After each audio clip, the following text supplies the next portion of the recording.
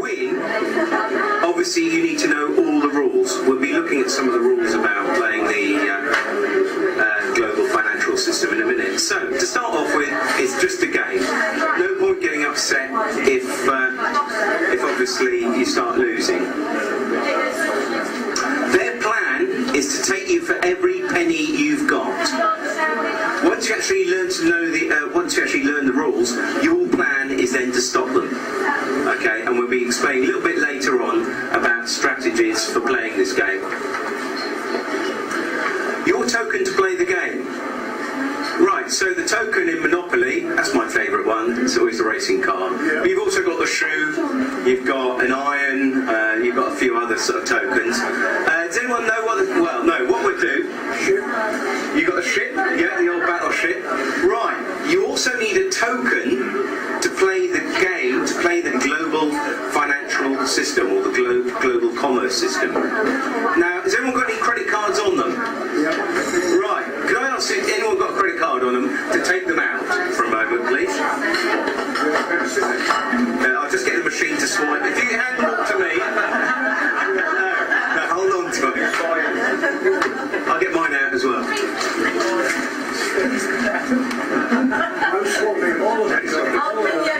Play who's got the most. No, we won't do that. Okay. Something you'll notice about your credit cards, or your debit cards, or your driving licence, but not your cooperative card, all the other cards, the driving licence even, God. You'll notice that the name's in capital uppercase, capital letters. Has anyone got a credit card or a debit card where their name is in title case? That's the first letter capitalised and the rest lowercase. Sorry? But it's not with me. It's not with you. Are you sure? Yeah. Right, I'd like to see that one. You'll tend to find that everything, your utility bills, any bills from corporations, banks, credit cards, will have your name in capital letters. Your name in capital letters isn't you.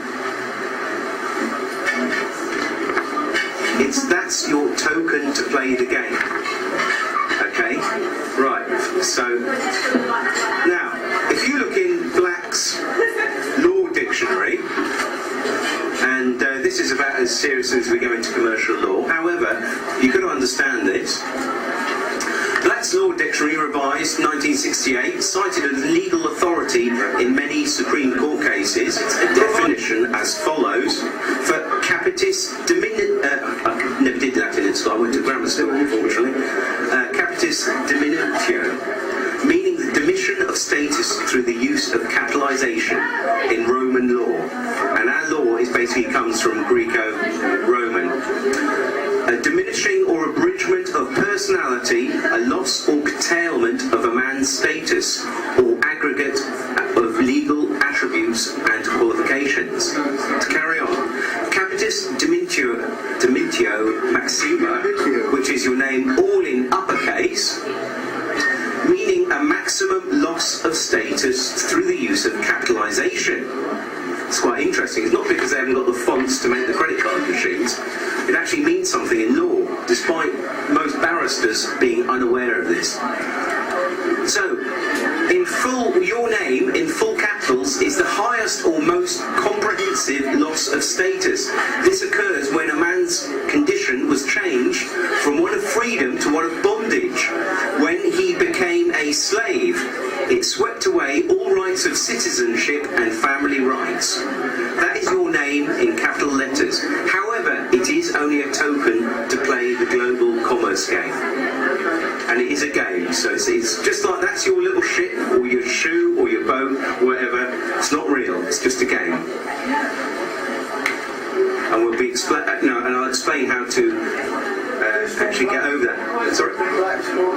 That's from Black's Law Dictionary, that quote is, yeah. It's also known as the straw man. It's a government-created legal fiction. Okay, there's a number of ways. It's also referred to as an artificial person as opposed to a natural person. Depending which law books you look at, they've got different versions. But it actually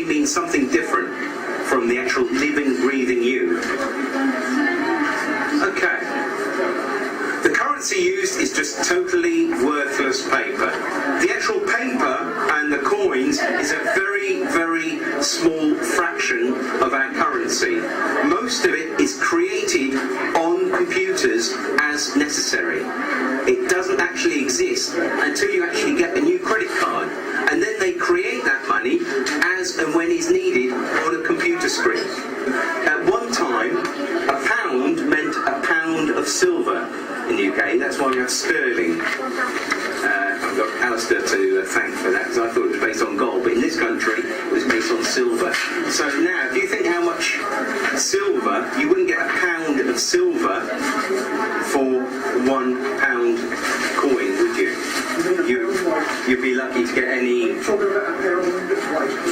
Originally, a pound, as in a pound note, was your receipt for a pound of sterling silver in weight.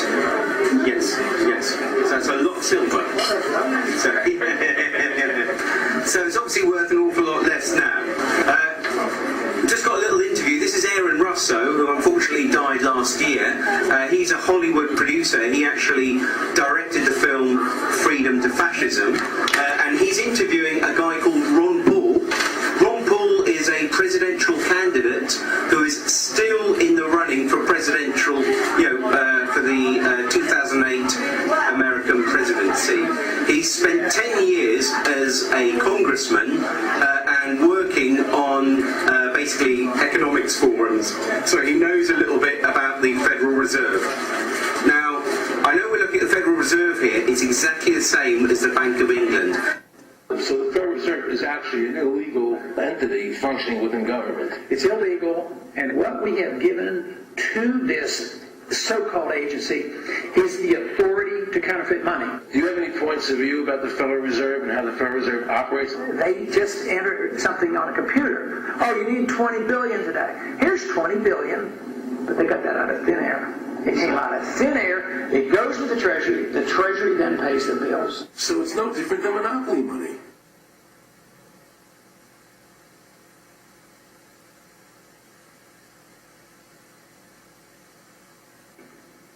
All countries who have ever attempted to create money on thin air, the currency is eventually destroyed. Why did we give a monopoly of creating money out of thin air to a private corporation? The result is exactly the same as if someone were picking your pocket every year, because that's exactly what they're doing. Originally, paper was a receipt, which is used as evidence that the government has disconnected the paper from the actual tangible substance, which is money.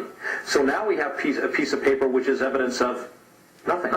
Greenspan and the other central bankers want you to believe that the receipt, the paper, is the real money. This is nothing more than sleight of hand. It's a magician's trick. Because for them to maintain control over the government and the people, they have to convince you that this paper is really money. Because that is the essence of their power and our powerlessness to maintain control over our own government. Wake up, you idiots. Whatever made you think paper was so valuable? Because in 1913, a group of politicians who were actually paid for by the bankers actually took over the US Treasury effectively and created the Federal Reserve totally illegally. With the Bank of England, it's far more difficult to actually follow its history. It was supposed to have been nationalised, but it's still owned by private bankers in the City of London. If you look at the chairman, if you look at all the chairs of the Bank of England and the board of governors of the